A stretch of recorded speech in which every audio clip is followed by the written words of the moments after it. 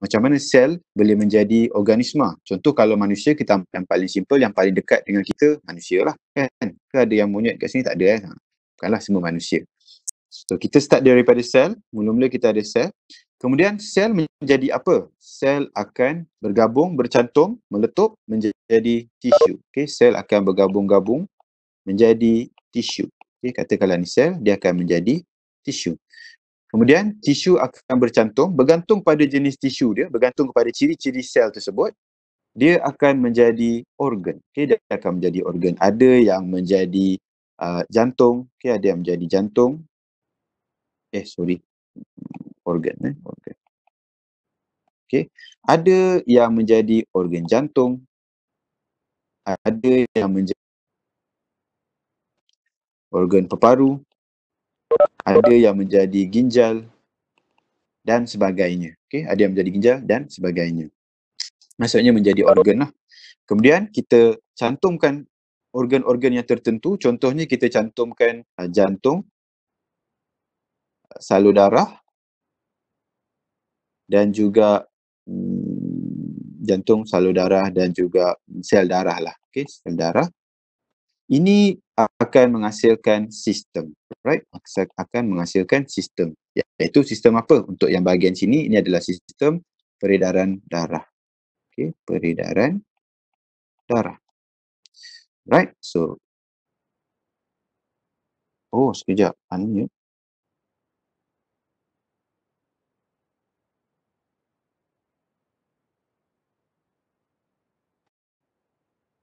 Okey, boleh? Saya okey saja? Tak dengar suara saya ke? Suara saya dengar tak? Ada yang kata saya unmute, betul ke? Dengar. Yang lain dengar tak? Ada yang tak dengar ke? Dengar, okey. Yang lain dengar Okey. Ada yang tak dengar, bagi tahu Sebab tadi ada yang kata unmute. Kenapa unmute maksud kamu? Kalau ada soalan tak apa, kamu type saja soalan, okey? Saya mute saya bercakap dengar. Yang lain semua boleh dengar suara saya. Mungkin kamu clear, yang lain dengar. Saya mute ke? Boleh dengar je? Cuba kamu check balik kamu punya sound system. Mungkin kamu punya headset ke. Kamu kena check balik. Alright? Sebab yang lain boleh dengar, patutnya kamu pun boleh dengar. Okay? So, kita mula balik. So, sel, tisu, organ dan sebagainya. Sekarang masalahnya, macam mana sel ni tahu nak jadi tisu apa? Macam mana sel ni tahu nak jadi, tisu ni nak tahu nak bergabung jadi jantung ke, jadi ginjal, jadi peparu, kan? Macam mana dia tahu? Adakah sel yang menghasilkan jantung sama dengan sel yang menjadi ginjal? Tak sama. Sebab sel yang menghasilkan jantung mestilah tahu ciri-ciri jantung. Jantung dia mengempam darah kan. Jadi sel tu mesti ada ciri-ciri yang menyebabkan jantung boleh mengempam darah. Kalau ginjal pula, sel mesti tahu ciri-ciri yang boleh menyebabkan ginjal menghasilkan air kencing. Kalau peparu, ciri-ciri organ yang boleh menyebabkan dia dia menyerap dan membebaskan gas, oksigen dan karbon dioksida. So macam mana sel boleh tahu benda-benda ni semua? So rupanya kita kata binaan asas kita adalah sel. Dalam sel tu ada lagi, kalau kita pergi mendalam lebih kepada sel, dalam sel tu pun ada binaan asas dia. Okay, kita tengok So katakanlah ini adalah sel. Okay, sel. Ini sel simple je lah. Dalam sel kita tahu dia ada apa? Dia mesti ada, kita cakap pasal sel manusia dulu Dalam sel mesti ada nukleus. Confirm mesti ada nukleus. Okay, mesti ada nukleus. Kecuali sel darah merah lah. Sel darah merah tak ada nukleus. Alright? So, mesti ada nukleus. So, nukleus ni lah yang mengawal aktiviti sel. Kan? Nukleus mengawal aktiviti sel. Alright? Nukleus ni dia mengawal aktiviti sel. Macam mana nukleus ni tahu nak kawal, nak buat apa? Sel ni nak buat apa? Sel, kalau contoh sel bahagian jantung nak buat apa? Sel bahagian ginjal nak buat apa? Macam mana nukleus ni tahu? Okay, rupa-rupanya dalam nukleus ni, kalau kita zoom lagi dalam nukleus, siapa tahu dalam nukleus ada apa? Siapa ingat lagi? Dalam nukleus, kan dalam sel ada nukleus. Dalam nukleus ada apa? Bentuk dia lebih kurang macam ni lah. Okay. Macam ni. Kadang-kadang, yes, dalam nukleus terdapat kromosom. Okay. Dalam nukleus terdapat kromosom. Okay. So, dalam nukleus kita ada kromosom. Kromosom. So, kromosom ni pula apa? So, kromosom ni lah yang mempunyai data-data, maklumat-maklumat, okay, mempunyai maklumat pasal fungsi-fungsi yang perlu dilakukan oleh sel tersebut. Contohnya kalau sel tu adalah sel jantung, kromosom ni dia ada maklumat pasal kembang dan kecut. Contohlah, kembang dan kecut supaya jantung boleh kembang dan jantung boleh mengecut. Itu adalah kromosom. Okay. Maklumat tu disimpan dalam macam mana? Okay, so kita zoomkan kromosom ni. So kita ada kromosom tadi. Setelah ini adalah kromosom. So bila kita zoomkan kromosom ini terdiri daripada apa kita panggil tu gabungan DNA. Okay, gabungan DNA. So kat sini dia mungkin kurang jelas, saya tunjuk dekat kamu satu lagi gambar. Yang ni. Yang ni. Alright. So ini adalah cikgu lag. Lag ke? Nampak tak video ni? Sekarang okey ke? Saya punya line dekat sini so far okey. Saya nampak jelas. Dah okey cikgu. Alright. Okay, tadi mungkin sekejap lag. Mungkin sekejap lag. Sekarang mungkin dah okey lah. Okay. Dia kadang-kadang lag tu mungkin sebab sekarang ni dah tengah hari kan. Right? Jadi mungkin ramai orang guna internet. So sebab tu dia lag sikit. Tapi tak apa, kita pelan-pelan. Alright? Dengan bimbang, kita akan pergi satu persatu. So kita tengok balik yang tadi tu, yang saya cakap tu. So kita ada sel, kemudian dekat dalam sel ada nukleus. Okay, dalam nukleus pula terdiri daripada gabungan kromosom. Okay, dalam nukleus ni ada banyak kromosom. Okay, dalam nukleus ada banyak kromosom. Dan kromosom ini adalah hasil daripada gabungan DNA. So ini adalah DNA. Kamu pernah tengok kan bentuk DNA dia macam tu kan. So ini adalah DNA. Right, ini adalah bentuk DNA. So ini adalah DNA. DNA ni dia macam ni lah. Okay. Alright, so dalam DNA adalah kita punya data-data yang tersimpan dekat dalam tu. So nampak tak kat sini ada CTGA. So itu adalah data-data tentang maklumat tentang gen-gen kamu. Contohnya dia mengisi maklumat tentang telinga kamu. Contohlah telinga kamu bentuk macam mana. Ada yang telinga bentuk dia macam mencapah macam ni, ada yang bentuk mendalam macam ni. Contoh rambut, ada yang rambut lurus, ada yang rambut kerinting. So dia terkandung dekat dalam DNA, maklumat dalam DNA. Alright, gabungan DNA menghasilkan gen. Okay, gabungan DNA menghasilkan jin. Kemudian jin itu akan bergabung menghasilkan kromosom. Kemudian kromosom bergabung akan menghasilkan nukleus, dan nukleus ada terdapat dekat dalam sel-sel kita. Okay, so itu adalah kita punya sel. Alright.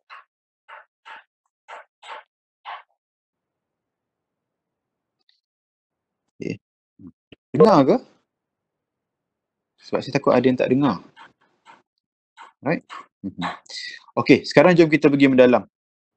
Jom kita tengok kita punya buku teks. So saya, sebab apa kita tak ada notes yang sama. So saya anggap kamu semua ada buku teks. Jadi kita tengok berdasarkan buku teks dulu. Alright, kita tengok berdasarkan buku teks dulu. So yang pertama sekali kamu kena tahu, tadi dah kita dah bincang, nukleus. Okay. Pertama sekali nukleus mengandungi kromosom, dan dalam kromosom itu terdapat DNA.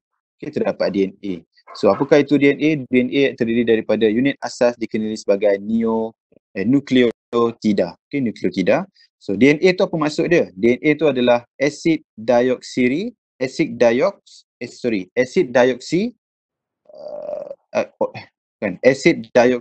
ribonukleik. Susah betul nak sebut Ini dia. Dia susah sikit nak sebut lah. Okay, tapi tak apa, kamu cuma tahu itu DNA sahaja. Baik, kamu tahu itu adalah DNA. So DNA adalah acid kalau dalam bahasa Inggeris dia deoksi ribonukleik. Okay, nukleik. Okay. Asid deoksi ribonukleik itu adalah DNA. Alright, so apa benda DNA ni? Okay, tadi kita kata DNA ni dalam tu terkandung coding-coding maklumat-maklumat tentang kita. So kita ni macam mana, mata kita warna apa, rambut warna apa, rambut kerinting ke, lurus ke. So itu semua dekat dalam DNA. Dalam DNA ni ada kod-kod kita. Okay, kod-kod kehidupan semua dekat dalam DNA. Alright, itu adalah DNA. Kemudian bila kita gabungkan banyak-banyak DNA, contoh kita gabungkan banyak-banyak DNA, dia akan menghasilkan gen. Contoh ini adalah gabungan DNA, kan? So yang ni semua ni DNA lah ni. Yang ini adalah, kalau kumpulan yang belah sini, yang saya colourkan warna kuning ni, ini adalah gen kita panggil. Okay, kumpulan DNA tu adalah gen. Gen ni untuk apa? So DNA tadi coding, gen ni adalah contohnya dia menentukan kita punya jenis rambut. Contoh jenis rambut, dia menentukan kita punya warna mata, dia menentukan kita punya warna kulit. Okay, warna kulit dan sebagainya. Okay, so itu adalah gen. So kita baca sikit. So apakah itu gen? Gen ialah unit asas pewarisan yang menentukan ciri-ciri individu. Gen berfungsi mengawal ciri-ciri. Okay, gen berfungsi mengawal ciri-ciri yang diwarisi dalam organisma seperti kebolehan menggulung lidah dan sebagainya. Okay, maksudnya kamu punya warna mata, kamu punya rambut, kamu punya warna kulit, semuanya terkandung kat dalam gen. Dan gen tu adalah gabungan banyak DNA. DNA tu dia punya coding. Gen tu yang menentukan. Coding tu terhasil dia menjadi apa. Okay, coding gen tu yang menentukan kamu punya warna rambut dan sebagainya. Itu adalah gen. Okay. Alright. Berdasarkan buku teks, dia ada buat kat situ macam tu.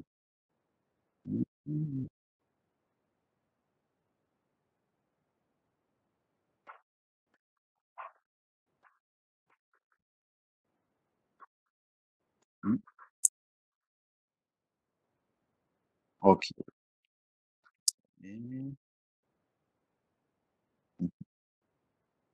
Okay, kita tengok buku teks dulu. Nanti saya akan explain lagi panjang. Okay, kita tengok buku teks dulu. Kita tengok dekat sini, dia kata kita boleh ringkaskan kaitan antara tiga-tiga tersebut seperti yang berikut. So, kromosom, DNA dan gen. Susunan dia ni bukanlah susunan, maksudnya gen tu dalam DNA.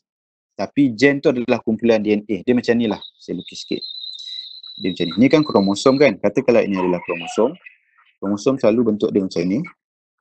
Okay. Kromosom.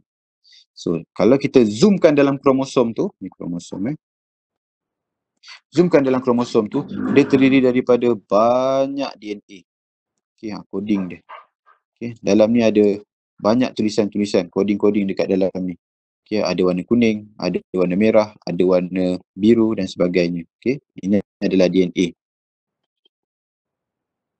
So, ini adalah DNA. So, gen yang mana? Gen adalah kumpulan. Maksudnya, okay, kumpulan yang ni adalah, contoh, ini adalah gen untuk rambut. Kumpulan ni adalah gen untuk rambut. Contoh. Okay. Yang ini pula, okay, yang ini adalah gen untuk mata. Okay, macam tu. So DNA ni dia panjang. DNA ni panjang sangat dan dia bersimpul-simpul lah. Dia bersimpul-simpul. Kemudian yang kumpulan ni, itu adalah dia punya gen. Right? Yang dalam gen dia. So maksudnya DNA, gen tu adalah DNA yang terkumpul. Okay, DNA yang terkumpul. So kita baca sikit kat dalam ni, dia kata, setiap spesies di dunia ini mempunyai bilangan kromosom yang tetap. Okay, kromosom yang tetap. Sel soma yang normal mengandungi 46 kromosom. Sel soma tu apa? Sel soma tu adalah sel sel tubuh badan lah. Okay, semua sel-sel kita ni, sel badan kita adalah sel soma. Okay. Sel soma, dia kata sel soma mengandungi 46 kromosom.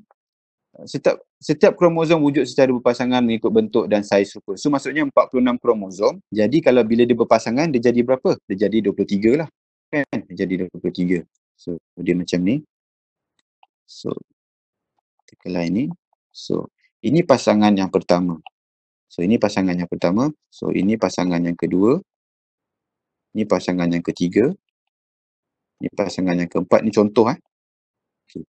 Katakanlah ini adalah satu kromosom, 2 kromosom, 3, 4, 5, 6, 7, 8. Ada 8 kromosom, tapi pasangan dia ada 1, 2, 3, 4. Okay. Dan sekarang ni untuk manusia kita ada 46. Kita ada 46 benda ni, kita ada 46 kromosom. Saya tak lukis lah, banyak sangat kan. 46 benda ni dan 23 pasangan. Okay. 46 kromosom, 23 pasangan. Maksudnya dia